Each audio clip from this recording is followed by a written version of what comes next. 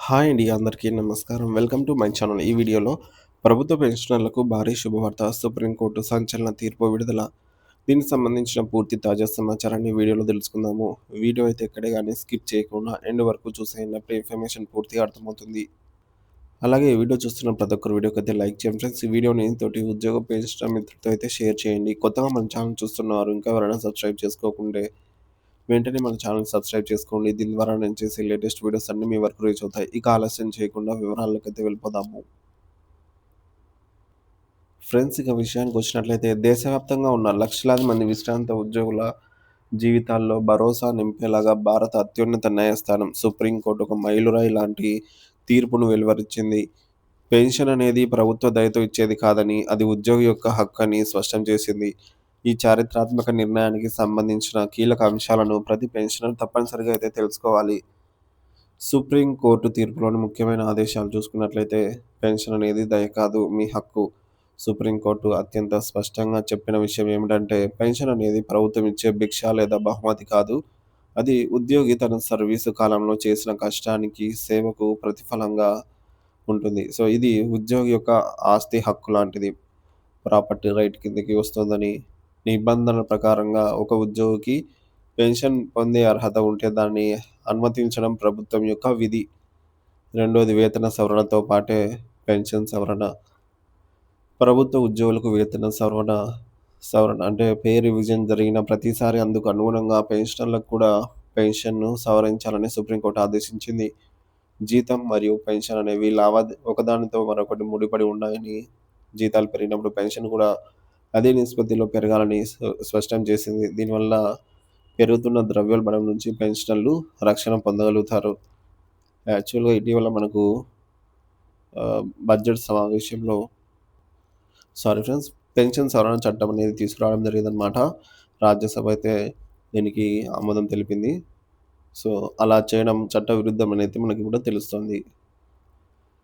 అలాగే 12 పీఆర్సీ కూడా ఏపీ ప్రభుత్వ ఉద్యోగులకు తక్షణమే కల్పించాల్సిన అవసరం ఎంతైనా ఉంది. ఇక కనీస పెన్షన్‌పై స్పష్టమైన హామీ. సుప్రీంకోర్టు తీర్పు ప్రకారం పెన్షన్ మొత్తం ఉద్యోగి పదవి విరమణ సమయంలో ఈ సమయంలోని చివరి మూల వేతనంలో కనీసం 50% ఉండాలి. ఇది పెన్షనర్లకు ఒక గౌరవప్రదమైన జీవితాన్ని అందించడానికి కనీస ప్రమాణంగా కోర్టు నిర్ధారించింది. ఇక నాలుగోది ఆర్థిక భారం అనే సాకు చెప్పకూడదు. ప్రభుత్వ ఖజానాపై ఆర్థిక భారం పడుతోంది లేదా నిధులు లేవు వంటి కారణాలు చెప్పి పెన్షన్లను ఆపడం లేదా ఆలస్యం చేయడం చెల్లదని సుప్రీంకోర్టు తేల్చి చెప్పింది. పెన్షనర్ల హక్కులను కాపాడటం ప్రభుత్వ ప్రాథమిక బాధ్యత అని, దీనిని ఆర్థిక సమస్యగా చూడరాదని అయితే పేర్కొంది. ఇక ఐదోది అనవసర కేసులతో వేధించవద్దు. పెన్షనర్లకు సంబంధించిన చిన్న చిన్న విషయాలపైనే ప్రభుత్వాలు అనవసరంగా కోర్టులలో కేసులు వేస్తూ వృద్ధులైనటువంటి పెన్షనర్లను తీవ్ర ఇబ్బందులకు గురి చేయడాన్ని సుప్రీంకోర్టు తీవ్రంగా తప్పుపట్టింది. ఇలాంటి వివాదాలను సామరస్యపూర్వకంగా పరిష్కరించుకోవాలని అయితే పెన్షనర్లకు ఇబ్బంది కలిగించే విధానాలను మానుకోవాలని అయితే ప్రభుత్వాన్ని ఆదేశించింది. ఇటీవలే కర్ణాటక హైకోర్టులో మరో కీలక ముందడుగు వేసి బ్యాంకులపై కూడా కఠిన నిబంధనలు తెచ్చింది. సుప్రీంకోర్టు తీర్పు స్ఫూర్తితో కర్ణాటక హైకోర్టు పెన్షనర్ల విషయంలో మానవతా దృక్పథంతో మరో ముఖ్యమైన తీర్పునిచ్చింది. ముఖ్యంగా జీవిత ధృవీకరణ పత్రం, లైఫ్ సర్టిఫికేట్ సమర్పించని పెన్షనర్ల విషయంలో బ్యాంకులు అనుసరించాల్సిన విధానాలపై స్పష్టమైన ఆదేశాలైతే జారీ చేసింది. బ్యాంకుల బాధ్యత ఏమిటంటే, ఏదైనా పెన్షనర్ నిర్ణీత గడువులోగా లైఫ్ సర్టిఫికేట్ సమర్పించకపోతే బ్యాంకులు వెంటనే వారి పెన్షన్‌ను నిలిపివేయకూడదు. అందుకు బదులుగా బ్యాంక్ అధికారులు స్వయంగా పెన్షనర్ ఇంటికి వెళ్లి వారి యోగక్షేమాలను విచారించి వారు జీవించి ఉన్నారా లేదా అనే విషయాన్ని నిర్ధారించుకోవాలి. అనారోగ్యం, వృద్ధాప్యం వంటి కారణాలతో వారు బ్యాంకుకు రాలేకపోతున్నారేమో అని తెలుసుకోవాలి. ఈ ప్రక్రియ పూర్తి చేయకుండా పెన్షన్ ఆపడం అనేది చట్టవిరుద్ధం. సో ఫ్రెండ్స్, ఈ లైఫ్ సర్టిఫికేట్ అనేది కేంద్ర ప్రభుత్వ ఉద్యోగులకైతే ఆహ్, నవంబర్ అండ్ డిసెంబర్ మంత్‌లో, అదే రాష్ట్ర ప్రభుత్వ ఉద్యోగులకైతే జనవరి, ఫిబ్రవరిలో అయితే సబ్మిట్ చేయాల్సి ఉంటుంది. ఇక నిబంధనలు ఉల్లంఘిస్తే బ్యాంకులపై చర్యలు. తక్షణ చెల్లింపు. అన్యాయంగా నిలిపివేసిన పెన్షన్ బకాయిలను అయితే వెంటనే విడుదల చేయాలని సుప్రీంకోర్టు సైతం తీర్పిచ్చింది.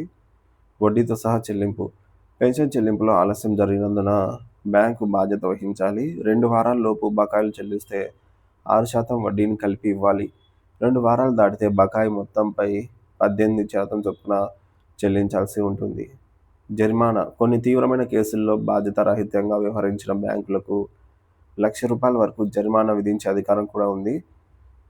ఈ ఆదేశాలను దేశంలోని అన్ని బ్యాంకులు తప్పనిసరిగా పాటించాలని, పెన్షనర్ల పట్ల గౌరవంగా, బాధ్యతాయుతంగా వ్యవహరించాలని హైకోర్టు అయితే స్పష్టం చేసింది. ఈ తీర్పులు విశ్రాంత ఉద్యోగుల హక్కులకు బలమైన రక్షణ కవచంలా అయితే నిలుస్తాయి. ఇకపై ప్రభుత్వాలు కానీ, బ్యాంకులు కానీ పెన్షన్ విషయంలో నిర్లక్ష్యంగా వ్యవహరించడానికి వీల్లేదు. ఈ సమాచారాన్ని తోటి పెన్షనర్లతో షేర్ చేయండి ఫ్రెండ్స్. ఈ వీడియోని మీ హక్కుల పట్ల అవగాహనతో అయితే ఉండటం అత్యవసరం. Thank you for watching this video.